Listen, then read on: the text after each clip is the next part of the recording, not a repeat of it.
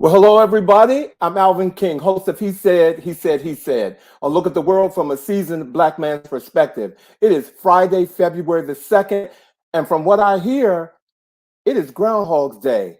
And from what I'm told, spring is on the way. So come on in, you guys. Let's have a good time tonight.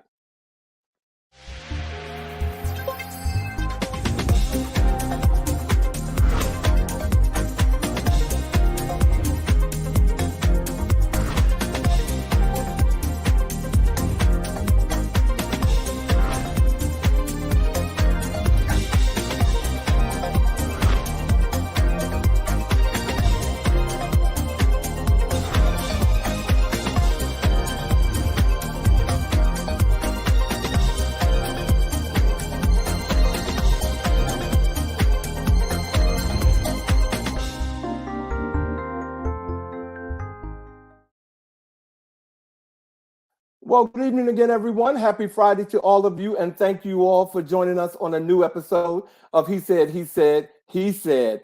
Our show tonight, we're going to get newsy with you guys. There's a lot out there, and thank you all for just asking and suggesting that we bring our Let's Get Newsy shows to you. Well, we do have one for you tonight, ladies and gentlemen, and we cannot wait to get it to you. Also tonight, we have a special feature, our We See You, where we honor and pay tribute to Black-owned and operated businesses. And tonight, you will meet artist, illustrator, and doll maker Jaleel Campbell is here tonight, ladies and gentlemen. Believe me, this man is incredible. And so we're going to have a good time talking with him tonight. In honor of what's happening today, it is Black History Month, and I thought I'd wear my favorite T-shirt, I Am Black History. All right. I hope everyone is in the mood. It's Black History every day for me, but they give us a month, and so we're going to go ahead and roll with it. And for the next couple of weeks, ladies and gentlemen, I've decided that I'm going to do something that I'm calling Today in History, something that happened on this day. And today I'm going to talk about Alfred Crawley. He was a Black businessman and the inventor who invented the ice cream scooper on this day, February the 2nd, 1897. Alfred was born in Cambridge, Lunenburg County, Virginia, just at the end of the American Civil War. He attended local schools and worked with his father in the carpenter trade as a young man, becoming interested in mechanics. Crawley went to Washington, D.C., and attended Wayland Seminary, one of the several schools founded by the American Baptist Home Mission Society to help educate Blacks after the American Civil War. He then settled in Pittsburgh, Pennsylvania, though, where he first served as a drugstore and hotel porter. Alfred noticed that servers at the hotel had trouble with ice cream sticking to the serving spoons, and he decided to develop an ice cream scoop. The patented ice cream mold and disher was an ice cream scoop with a built-in scraper to allow for one-handed operation. Crawley's functional design is in modern ice cream scoops. He later became a general manager for the Afro-American Financial Accumulating Merchandise and Business Association. This is my scoop. Thank you, Alfred Crawley, for doing that. And that's Today in History, ladies and gentlemen. And, if you all are ready, like I said, we have a great show for you tonight. So if we can, let's get on with the chat.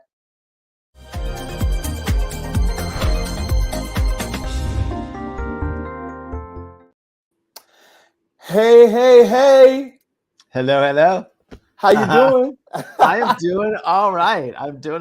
How are you doing? I know. I'm fine. I'm looking. Is someone missing tonight? Don't do it. Don't do it. Don't do it. Ladies and gentlemen, Bobby is under the weather today and he cannot be with us tonight. And we are so wishing that he gets better soon.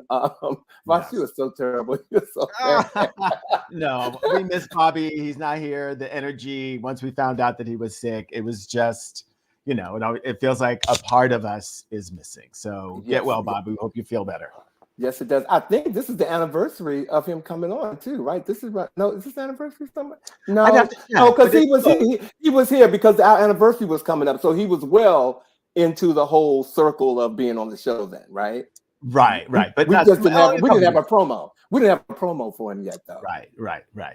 That's It what it was a was. slow, it has been a slow, like, evolution of Bobby being with us. But now that he's here, it just feels so sad that he's not here. So Yes, yes. we hope Get you well, guys my can still man. love us, just the Hey, two of us. Michelle. Hey, Monica. Hey, Blue.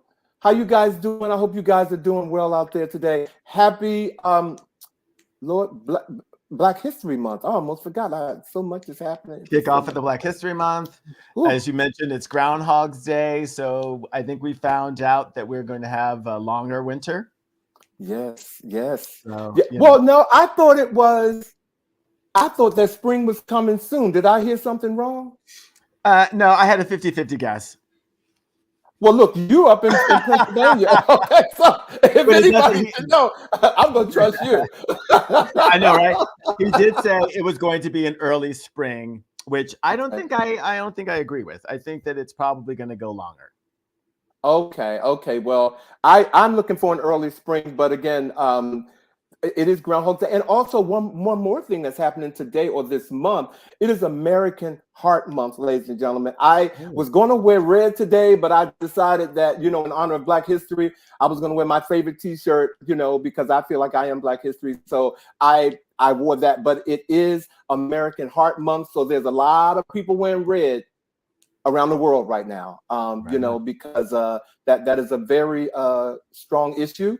And especially in African American, in our culture, there's a lot of people that deal with heart issues. So it is American Heart Month. Hey, Marlon from Philadelphia, how you doing, my friend? Hey, Marlon.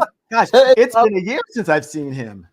Yes. And I think I might see him soon. I hope so anyway. I might see him soon. Marlon, good to see you because it's anniversary time. I know. So, I might see him soon. I hope well, so. It is our Newsy, Vash, it is our Newsy show, and we do have a special guest tonight. But ladies and gentlemen, we're going to share something with you that I know dog lovers can definitely appreciate. I don't know if you all had heard it or not, but in Southern California, a woman was approached from someone to steal her dog. And when the thieves stole her dog, it prompted her to jump on the hood of a car in an attempt to avert the theft. A bystander recorded a video of Ali Zacharias climbing onto the hood of a car as it sped down a street in downtown LA, ladies and gentlemen. And this is her dog, which is a very oh, wait a minute, we got the video. Oh, go ahead. Let's look at the video for a minute.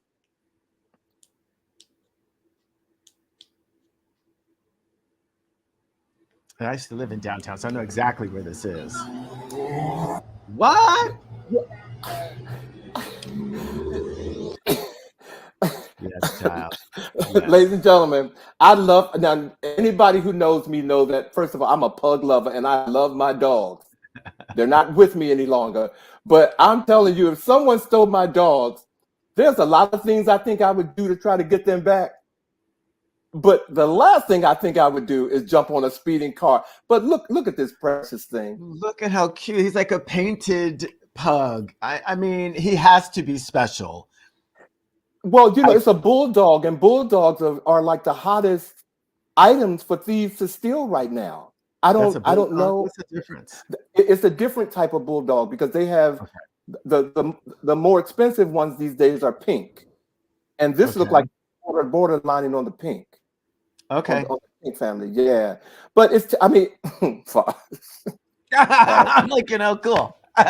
He looks special, right? Because usually I'm used to seeing them being solid colors, maybe a splotch, but that looks really like it was a designer version of that dog.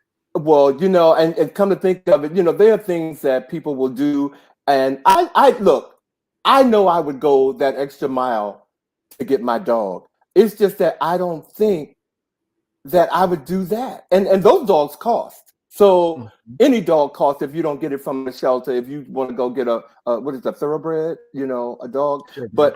But yeah, it is. That was a trip, ladies and gentlemen. When we saw that on YouTube, we had to share that with you. And I think I saw Dwayne say something. Dwayne said, "I hear they're going for a lot of money these days." Absolutely. Mhm. Absolutely. So, but Vash, how's your week been otherwise? Have you had a good week otherwise? It's the weeks.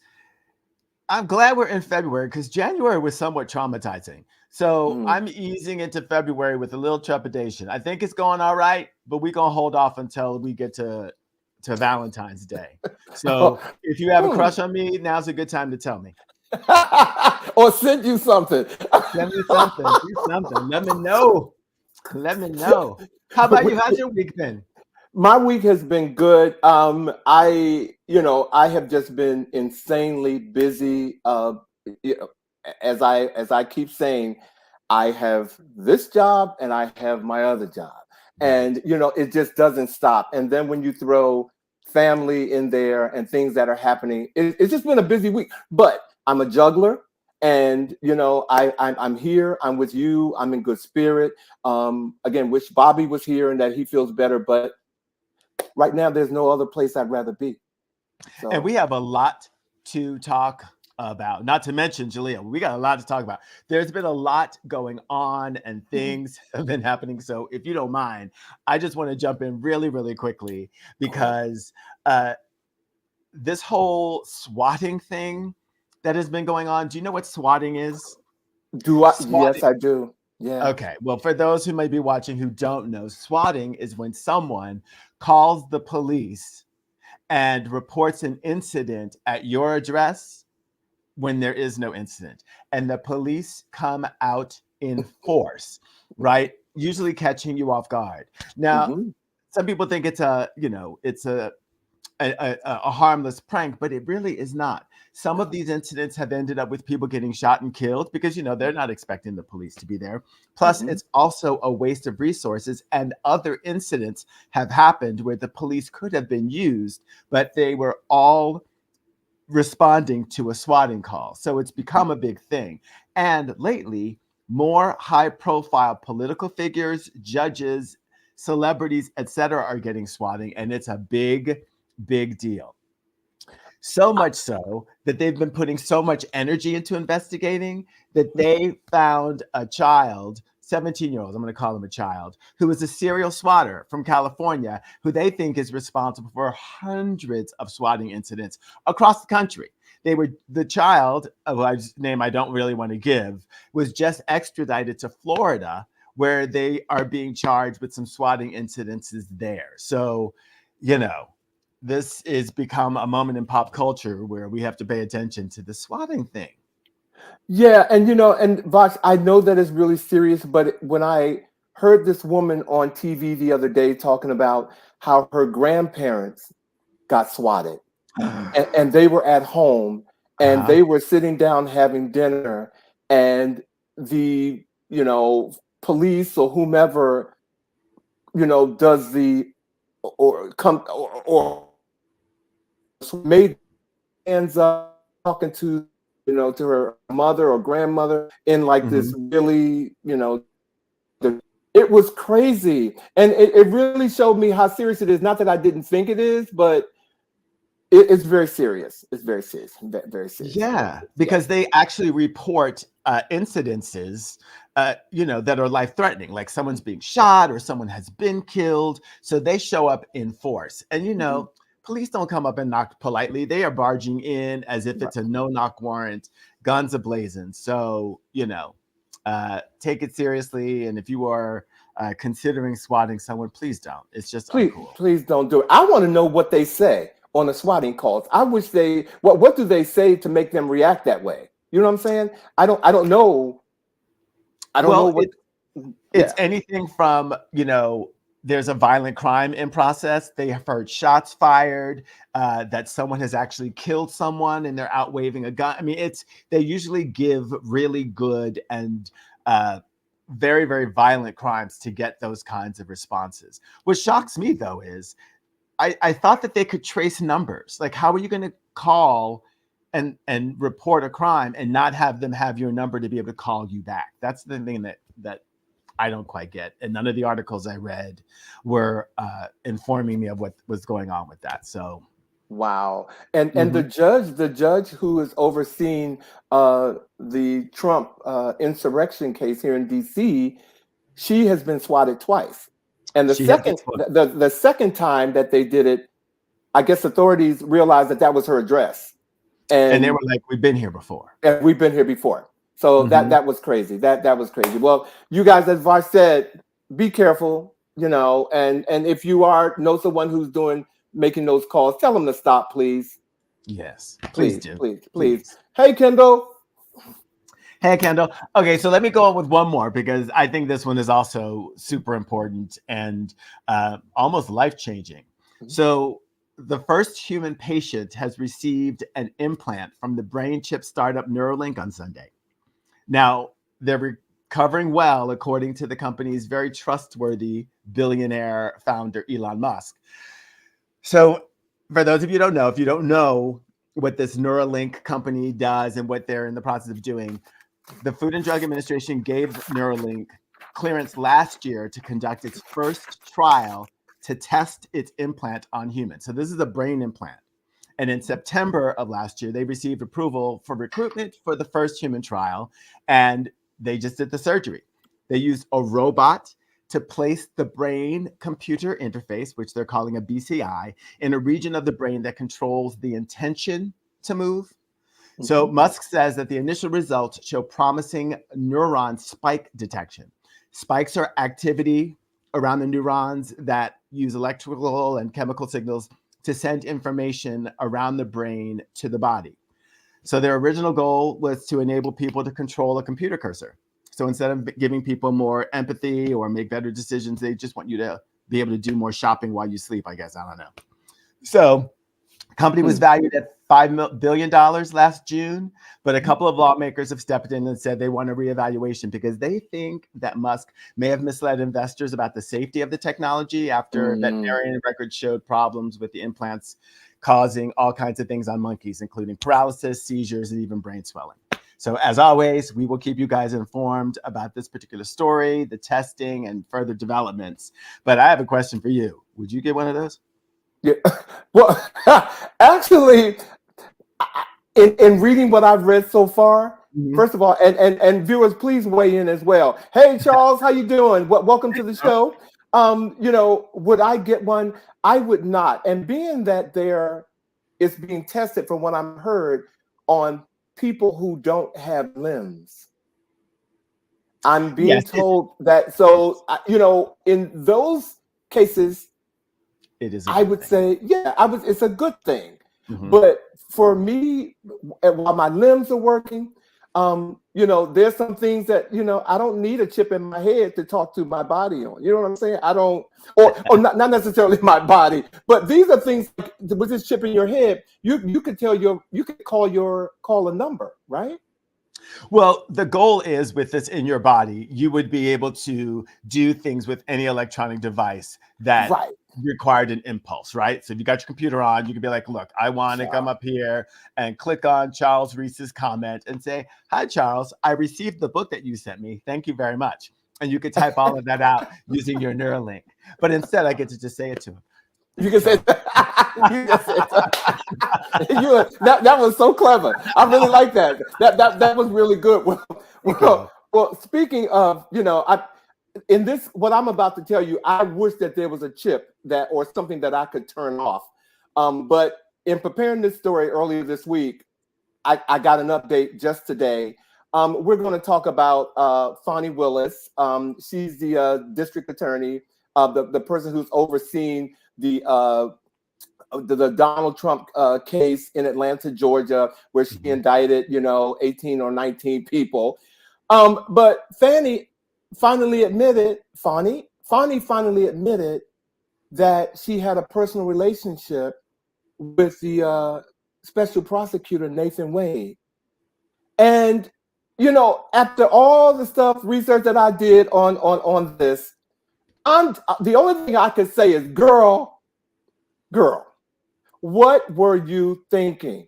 What what were you thinking about any part of that not getting in the hands of people who could destroy you? I mean, first of all, she has to know. They probably have taps on her bedroom dresser. You know what I'm saying? Why would you do that?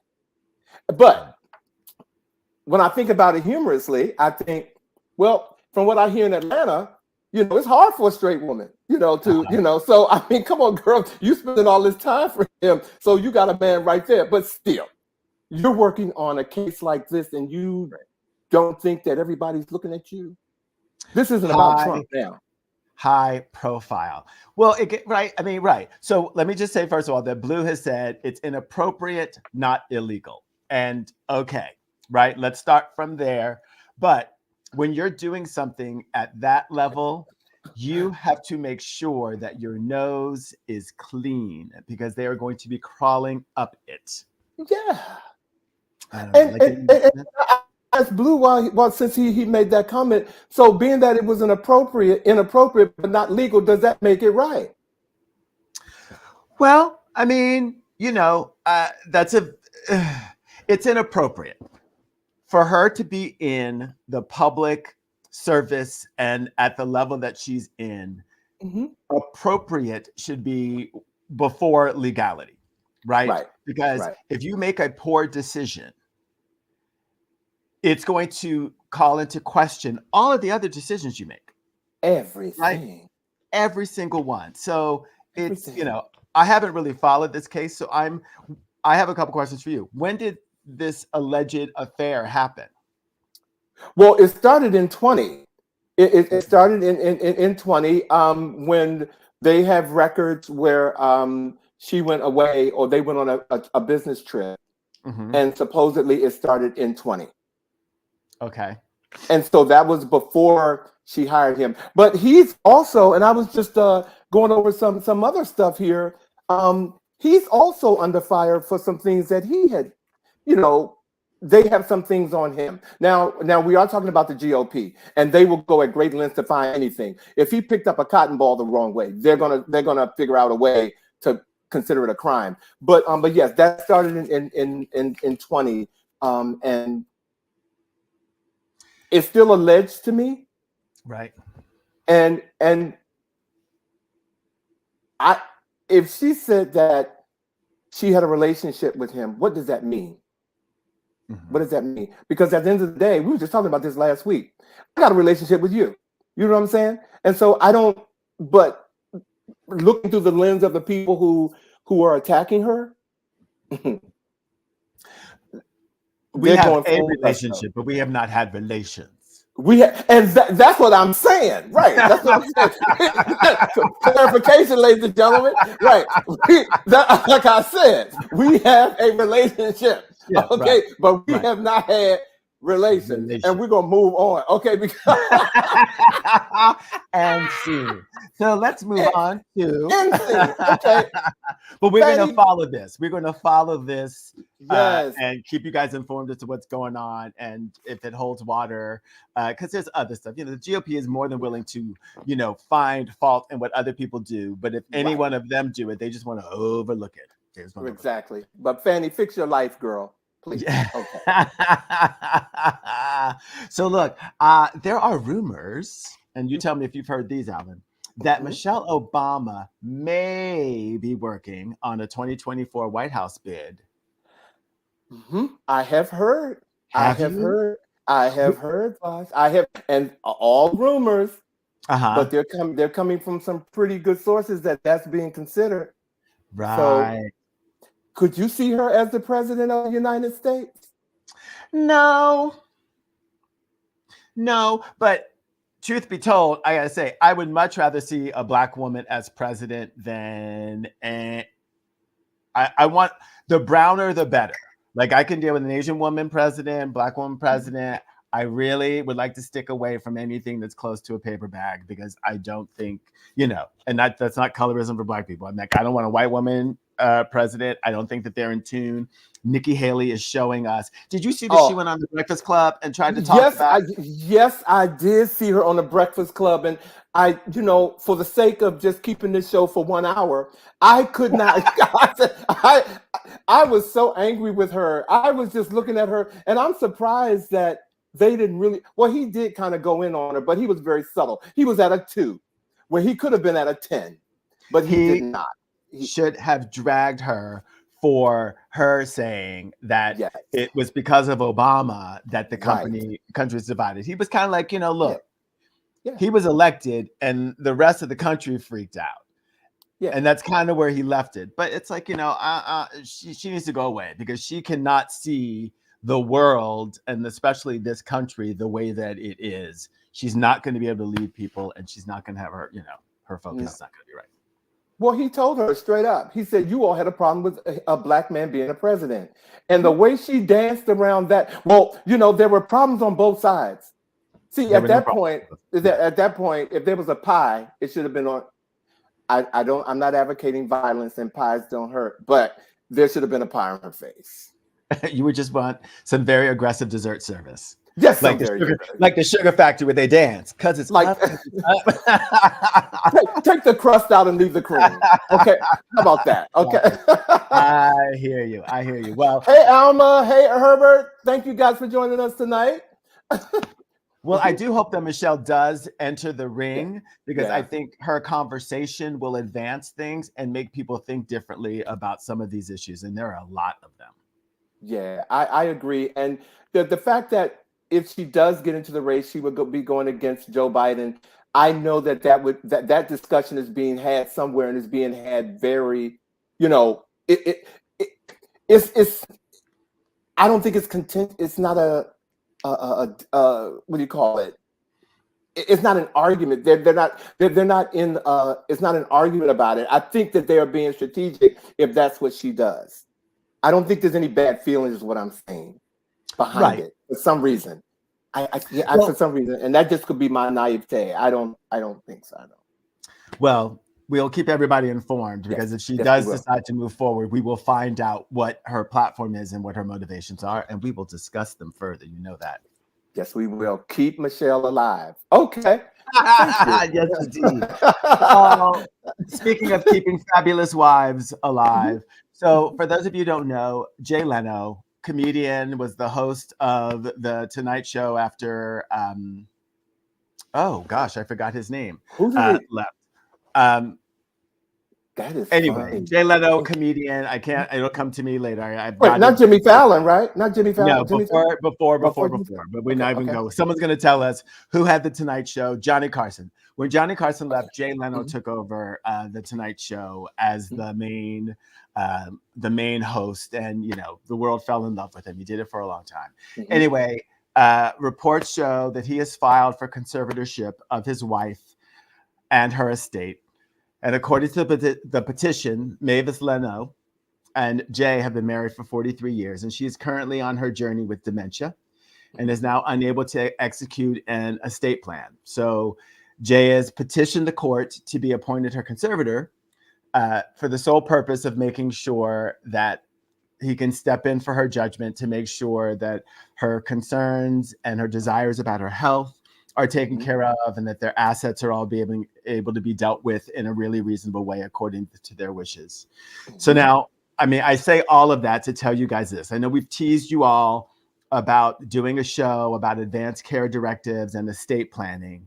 And I hope that this is a really powerful reminder of the importance of writing down your wishes for your health and your finances while you can.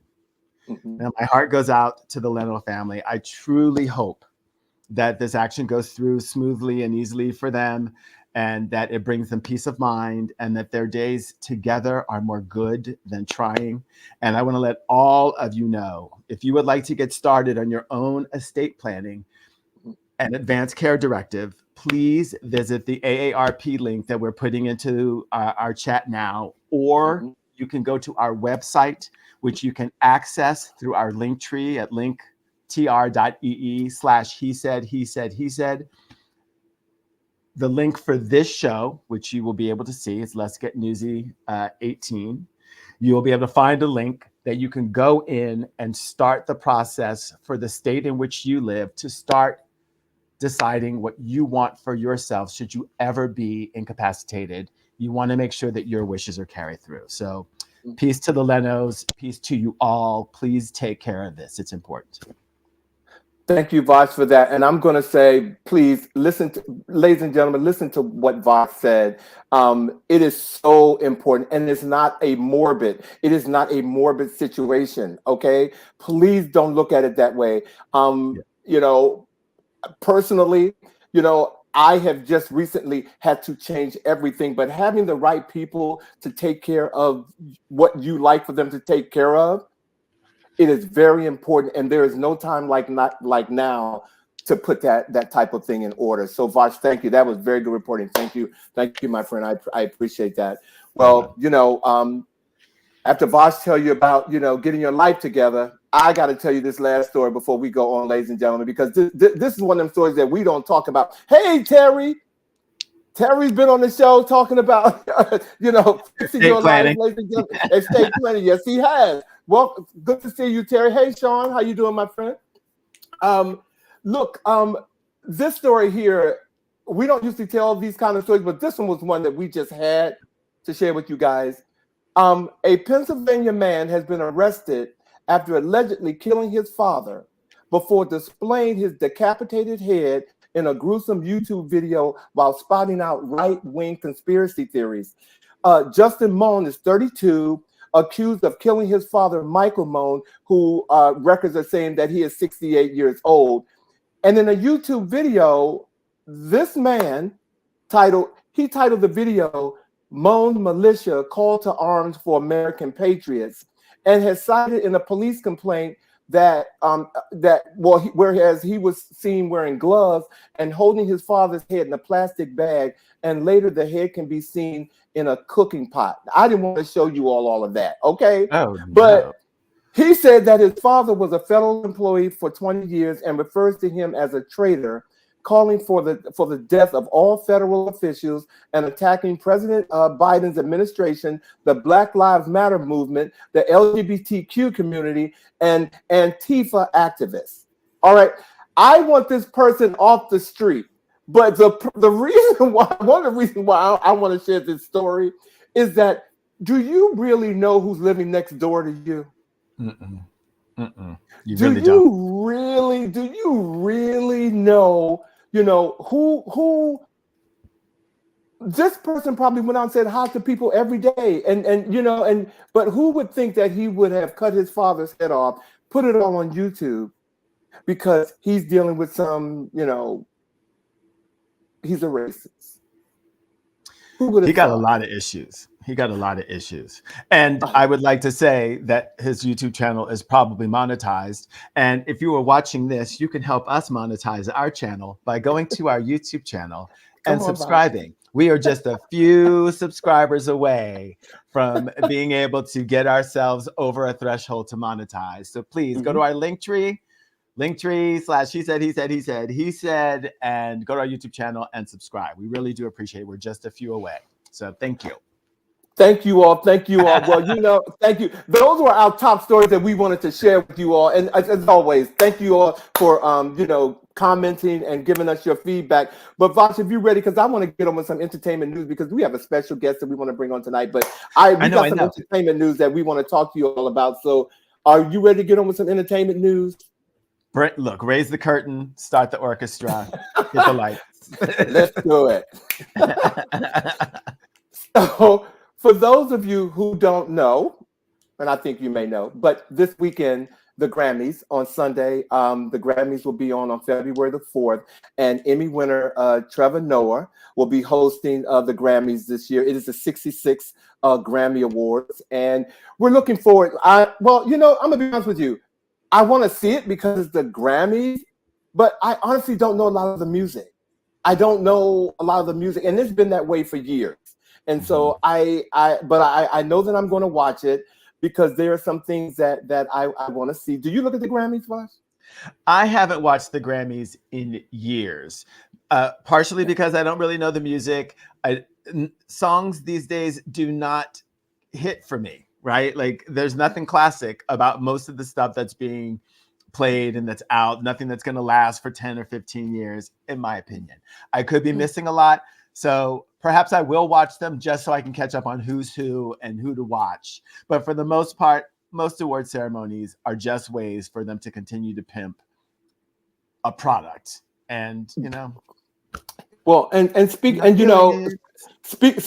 that, I think that's what's happening right here with this with this what's happening with Megan Thee Stallion and Nicki Minaj. I mean, every time there's a new show where there's some new music, and first of all, I hate to see these two women beefing. I hate to see what I'm seeing, and what I'm seeing on social media. It is not nice. It is not nice. Now, both of them have new music out. And from what I'm understanding, the beef is about, first of all, Megan Thee Stallion, her new single called Hiss, I absolutely love. I can actually understand the lyrics. So that's one thing I can honestly say. But one of the things that is causing the rift is that Megan, in her song Hiss, she made a reference to what she has started called Megan's Law. And it's a reference to a federal law that requires police to share information with the public about convicted and registered sex offenders. And it was named after the Megan Kanka, a 7-year-old who was raped and killed in 1994. But the problem comes in is that in the song that she's singing, Nicki Minaj said that she is referencing her husband, who his name is Kenneth Petty, and he's a registered sex offender who served 4 years in prison after he was convicted of attempted rape in 1995 and was put on probation, and he never registered as a sex offender in California. So that's what Nicki's mad about. But then Nicki comes back to X and writes and says, I thought it's so funny. Bigfoot is about Megan getting shot in the foot and using her, that she just released it on Monday. And the title appears to reference to Megan's 5'10" height. I think Megan got big feet too. And the fact that she was shot in her foot by her ex-boyfriend, and that Megan used her mother, that she referenced her mother's death in telling the lie to support this story that Nicki Minaj feels she made up about getting shot in the foot. And all of that is supposed to sell records. Oh my God, I don't care. Talk about it. Talk about it. Rodney said marketing. Exactly. It is marketing, but at the end of the day, it is. First of all, thank you for explaining it, because when I've heard about it, I have tuned out. I'm just like, it's so petty and ridiculous. The music ain't good, and the scandals and the beef ain't no good. I want good beefs back in the day, right? But the unfortunate thing is that some of Nicki Minaj's fans have doxed Megan's mother's grave location, and they are concerned that Nicki Minaj's fans, the Barbs, the Barbies, whatever, are going to go and desecrate Megan's mother's gravesite, and that's uncool. See, that's too much. Yeah, that is way too much. That is way too much. Well, again, like, and Megan, get your life together. Please, y'all, and let there be just one love. You guys are supposed to be the top of your game. Please. Right. And they used to be friends. Find some love, y'all. Find some love. That's all. Somewhere. Where is the love? Somewhere. Let's go into some finding some love, some Black woman and Black woman love. Let's talk about the color purple. Yes. Okay, come on. First of all, the color purple, let's give it accolades. The color purple had the highest Christmas opening of It any did. film in over a decade. They raked in $18 million domestically before falling off to like 7 million a day or two after that, and then down to 3.8 million on the third day. And before anyone freaks out, this is a common phenomena, right? Yes. Of massive openings, because you get a big marketing push and then it just trickles down. Yeah. Some of the highest grossing movies have fallen victim to this, including this year's horror hit, Five Nights at Freddy's, which, you know, has gotten a big push. And they saw an $80 million opening weekend, and then that dropped off to 19 million in that second weekend. So other films have taken that tumble too. The Marvels was at 46 million. And then that dropped to 10. And the Renaissance film by Beyonce fell from 2.1 million in its first weekend to just 5.5 million. That's still a lot of money, right? So don't feel bad for The Color Purple. It stayed within the top 4 films, even through the whole New Year's weekend into the second week. It was only beat out by Wonka, Aquaman and the Lost Kingdom, and Migration. So kudos to the folks at The Color Purple. Kudos to everyone. And we have to honor Danielle Brooks. We have to give it to her. She was in The Color Purple. She's up for an Academy Award. So, you know, for playing Sophia. So kudos to you, Danielle. Do your thing, baby. Do your thing.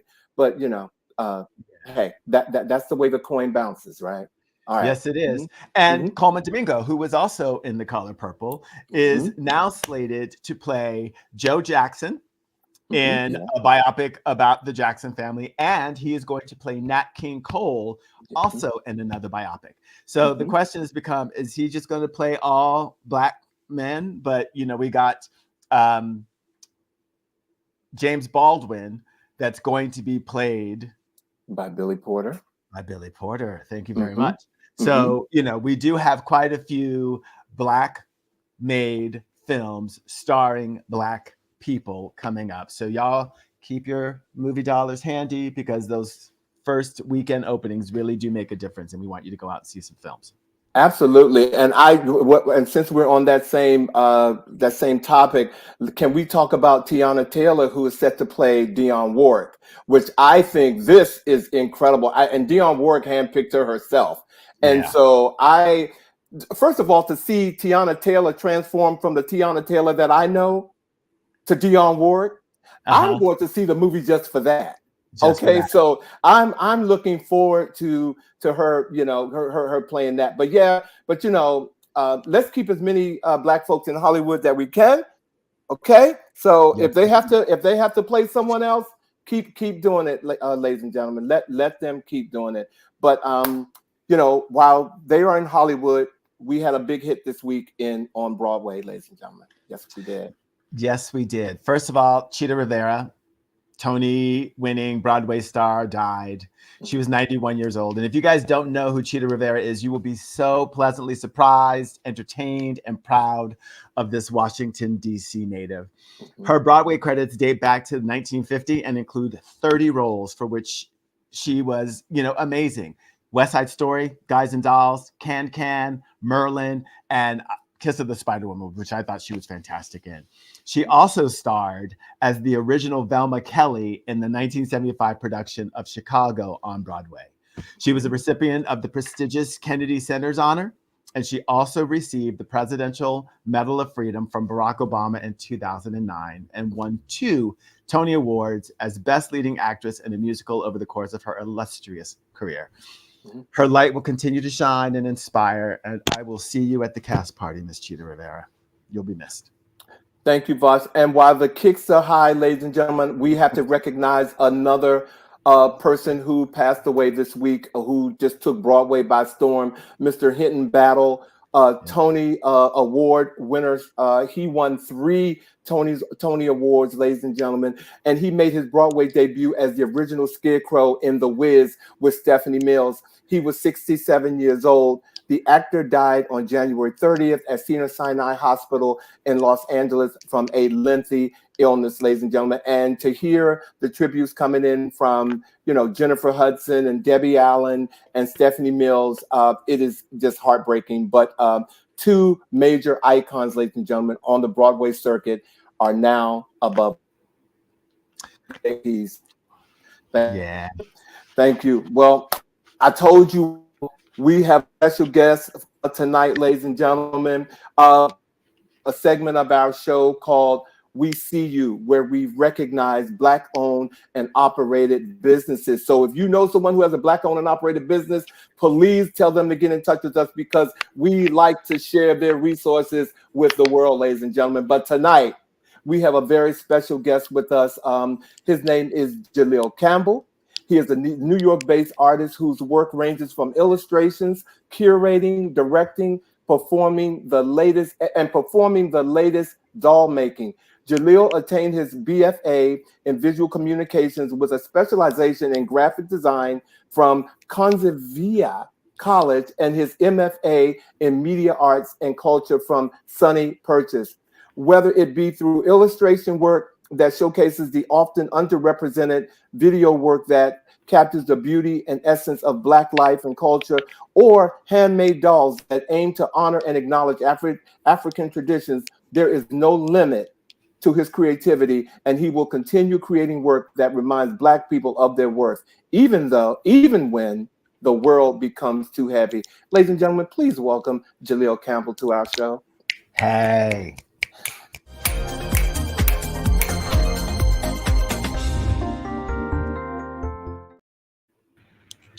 Hey, Jaleel. Jaleel! Hey, How you doing, my man? I'm doing good now that I'm chilling with y'all. Yes, indeed. It is so good to have you here, and it is so good for us to be able to just give you all of your props. You are really super duper talented, and we can't wait for people to see and support you with all of the work that you're doing. Yes, thank you so much. I really appreciate that. Yeah, right on. So, where and how did you get your start? So since I was a kid, I've just always been extremely, extremely artistic. You know, that was always my thing. I was very independent as a child too. So as long as I had some dolls or some like a sketchbook or something, I was always working on something.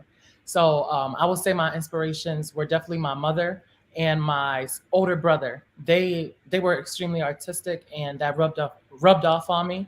And over the years, I just never stopped. I never stopped. Nice. So, through all of that, who are some of the artists that have inspired you, Jaleel?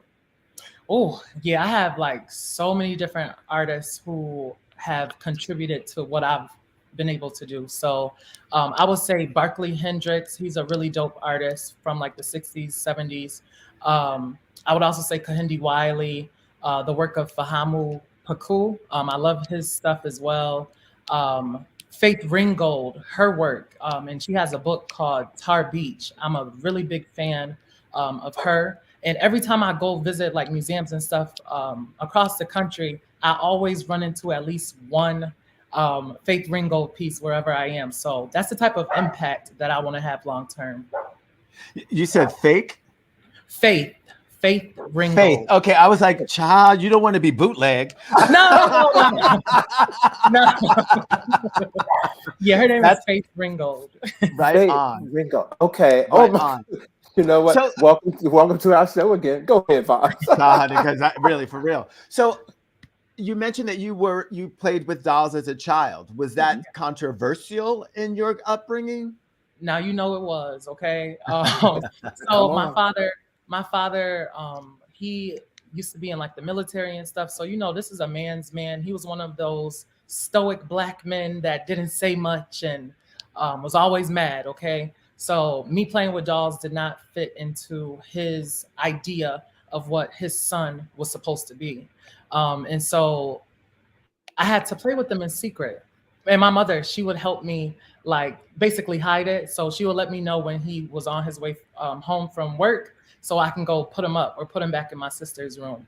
But over time, like eventually I have this one memory where I guess he became used to it, and he actually took me to the store to go get some Bratz dolls. So I thought that was cool eventually, by the I will say by the time I got a little older, I felt so much shame associated with playing with dolls that I tried to bury those memories. Hmm. Well, I'm gonna dig them up. Wow. No, I'm just kidding. Right? No, please, listen, please do, please do. No, because that's one of those situations that what doesn't kill you make you stronger, Yeah, you know? yeah. And it was because you went through some of the hardship, and now little Alvin is talking to you right now. Okay, Mhm. you're because you went through what you went through with dealing with your dad and feeling less than. Look at your work. Look what it has produced. And I don't know if our producer can I. There's a picture of Jaleel holding his dolls, and if we could go back to that, I don't know if we could. Look at this, ladies and gentlemen. Yeah. Look at this. I mean, just beautiful, and the ethnicity of the dolls. Mhm. Now, I mean, it's just mind-boggling to me. Can you Thank can you talk about your dolls? Talk about your dolls for a minute and what they Yes. represent. Yep. So back in about 2017, I no, I believe it was, yeah, I think it was 2017. One day I just woke up and I was like, you know what? Let me try and create my own doll. So I got up my sketchbook and I just started like drawing out different body parts for a doll. I didn't know what it was gonna look like, but I just wanted to just try and see what was gonna happen.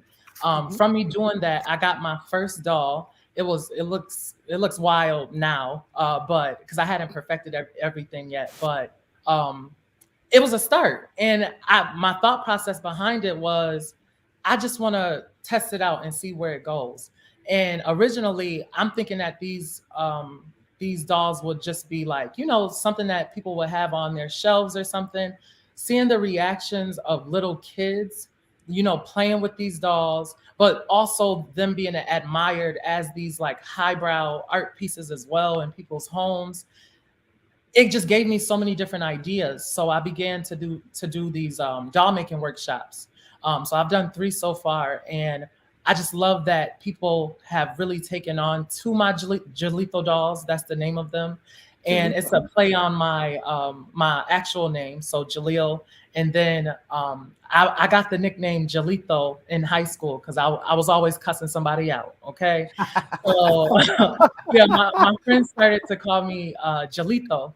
And I'm like, oh, I'm gonna figure out a way to brand that one day. And sure enough, here came these dolls. And yeah, it has been the most therapeutic experience because what once like what once was so like, traumatic and stuff for me, I've been able to create something that's so beautiful. And the beauty of the dolls is that I feel like these could be for little boys or little girls or everybody in between. So they don't have to worry about that same type of shame associated with playing with those dolls, and that shouldn't even be there anyway. Like, it was growing up, that was just ridiculous. Well, change the world, and I'm going to switch gears a little bit because something from your bio is leading me to this question. Um, do you believe that the starving artist trope still exists in 2024? Absolutely not. Okay. One thing about me, I'm coming for the money. Okay. So I will never be a starving artist. That is something that I feel like that is the assumption. And when an artist shows up as a business person and they're about their money and they're confident in not only themselves but their work, people get intimidated by that because they're used to artists just accepting anything. Absolutely Mm. not. That's not how I operate. And where I see myself going, I'm not about to set the next artist that's coming up behind me up for failure. I'm trying to raise the bar as far as I can get it so that the next person after me can do the same thing and we can just keep elevating. So in order for me to do that, there's a standard that has to be maintained, and I'm here to do that. So Hey, look, I fully appreciate that because you have a new puzzle line. Part of the reason why you're here is to talk about your new puzzle line. And yep. it is getting national attention and is available in outlets like Target and Walmart across the country, as well as online at Amazon. And, congratulations. I would love to know how that came about. Yes. Thank you so much, y'all. Okay, so 2 years ago, I was actually this company. It's like a advertising, artist licensing company. They reached out to me about putting some of my artwork on some puzzles, and I'm like, puzzles? What? I never even saw that as a thing. And in these past 2 years, I've seen how big the puzzle industry is. So many people tag me in their completed pieces. There's been so many people that have just discovered me from this puzzle line. And to know that my pieces are now being sold in these stores is just like, it is unreal. And so I went to Target last week because I had been told that they had my puzzles there. And I went to go check, and sure enough, they were right there. And I could not, like, to see my stuff in stores. That's a different type of brag, okay? Right. And I try to be fake humble, but no, we gotta boost this up because I need these sales to go up so I can get my residuals, okay? Most definitely. And so you can take me out because Valentine's Day is coming. Period. Right, I got you. Well, go ahead, sorry, Alvin. I just want to go because your puzzles have great names, like "Grip Your Hips and Move." You know the song. Hey, when I read this initially, I had to do the dance. Yeah. Got to Give It Up, another great song. Yep. And then you have Seco. So where did these names come from? What do they mean to you? Well, so the third one is Just a Touch. It's Just a Touch. Now, Seco is the company that released the puzzles. Okay. And now my father, he was like a big fan of like 70s funk music and stuff. So I just grew up hearing those songs growing up, and they've always stuck with me. So when I was making the series that those pieces were a part of, it's called my Feel That Funk series. I was naming a lot of the pieces from some of my favorite songs. Right. And those were like the three I would say those are my most popular pieces from that series. Quick question. Would you be willing to give away a puzzle to? So I don't have a puzzle I don't have any of the puzzles on hand at the moment. And they only have one at the store that I'm currently at, but we can definitely set that up. Fantastic. When we have that set up, we'll let people know. We'll play a clip of this so people remember you. But we would love to give one away to a lucky viewer because people are loving you in our comment section. Oh, okay. Yeah. Yes, they are. And I know Sean is in the store. If he's still on here, Sean, I know you're going to get a puzzle. He's our puzzle person on the show. And I know he just does puzzles. But look, we got a few minutes before we let you go. Jaleel, can you tell us what you have coming up? Oh, I have so much coming up. So I was just made the coordinator of this new initiative here in Syracuse, New York, where I'm from, titled Project Out Loud. And with this project I'm going to be coming up with a series of different events to amplify and raise awareness about the queer community here in Syracuse. So one of the programs that I'm going to be doing leads into my In Secrecy exhibit that's going to be coming up at the end of the year. And with this is like my new body of work, and it all came about because I was thinking about the life of my elder cousin, Terry Robinson. He was somebody that was a powerhouse. And right, Alvin, you know him. And that's how you and I became connected, is from Terry. So I want to just pay tribute to him and his legacy, being this Black gay man, not being able to acknowledge his full self throughout a majority of his life. Now I'm here to help tell his story and to shine that light that he deserved while he was alive. Well, first of all, I want to thank you for being here, Jaleel. Congratulations on all of your success with your puzzles. Congratulations on everything. And again, Thank you for being here to kick off our Black History Month. We appreciate it. I'm sorry Bobby is not here to partake in all of this. But before we let you all go, ladies and gentlemen, we want to tell you about our show next Friday, the 9th. I have been, for February, I want to bring on some people in addition to Jaleel that inspire me. And next week, we have, as Oprah called him, the style maker. Lloyd Boston will be here next week, ladies and gentlemen, and he will also do the critique of the Grammys that's happening on next Sunday. So you need to tune in for that, ladies and gentlemen. It's going to be an amazing show.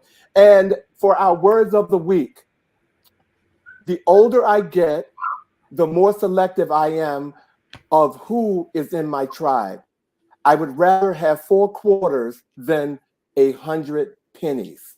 Yeah. And that's very powerful, ladies and gentlemen. Please look at who's in your tribe. So we're going to do something tonight. First of all, we're going to thank Jaleel for being here again before we let you go.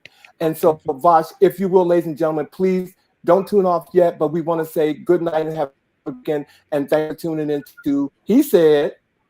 He said. And He Jaleel said. can say, he said. But before we go, we do want to close and honor 3 soldiers from Georgia who were killed during a drone strike in Jordan this week. And we would like to mention their names. Sergeant William Jerome Rivers of Carrollton, Georgia. Specialist Kennedy Sanders of Waycross, Georgia. And Specialist Brianna Alexandria Moffett of Savannah, Georgia. Ladies and gentlemen, have a good night, and we will see you next week.